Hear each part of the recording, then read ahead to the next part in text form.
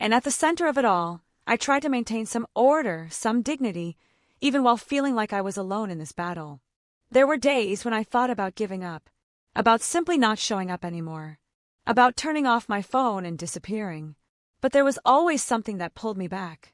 A plea for help, a tired look, a sense of responsibility I couldn't abandon. I hated that part of myself, the part that endured too much. But at the same time, it was that very part that was waking up to the truth.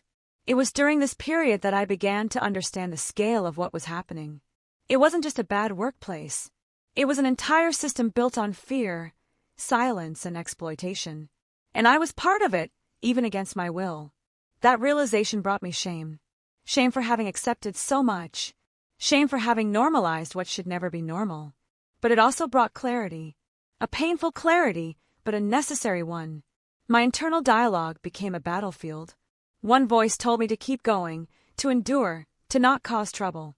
Another voice, newer, firmer, asked how much longer I would betray myself to keep everyone else's peace. I relived old scenes. I remembered every time I was belittled, ignored, or disrespected.